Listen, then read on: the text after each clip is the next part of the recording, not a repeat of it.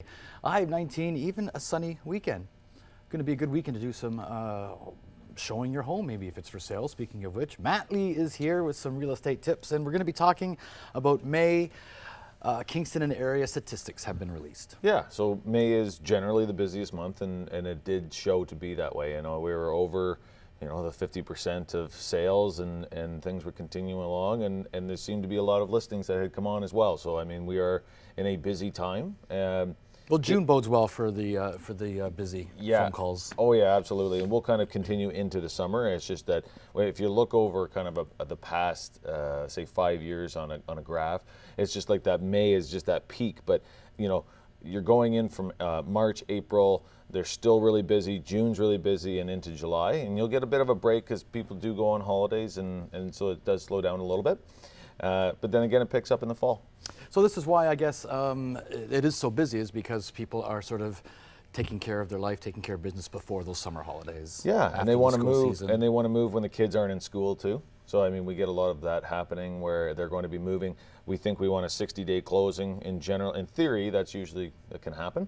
So you're looking in the July and the August for closings. They're getting the deals set up now, and then they roll in. Okay, well, break it down for us in terms of the numbers that we saw in May. So we had total number of listings was almost 800, which is excellent. It was 797. Total number of sales was 493 in the month of May. That surprises me because I thought it's such a hot market that I would have thought more would have sold. Yeah, no, that's probably at the peak. What I can do is I'll bring a graph to kind of show throughout a year how sales kind of run, and then we'll basically show December into May and then back through, and then we can kind of see how many are selling. So the percentage of that was almost 62% were sold. It was almost 62%. The average list price of the sold ones was $387,800, and the average sale price was $384,20. Very close. Very close. So you're looking at I think it's 99% from list to sale ratio on the ones that were actually selling. We still are seeing some that expire, and we are seeing. So if it's priced out of the market, Kingston isn't one of those places that you can inflate too much, and then all of a sudden it will take you out of the market. How busy are you? Do you work 7 days a week? Yeah, it's busy right now. So we do, I do get holidays in the summer, but yeah, it's I have an assistant that works for me, so you're always a phone call away. I'm running, and she's in the office. Okay, so it's busy. Well, more numbers to break down for the month of May with Kingston Real Estate. Yeah. So that was 99.03% of list to sale ratio.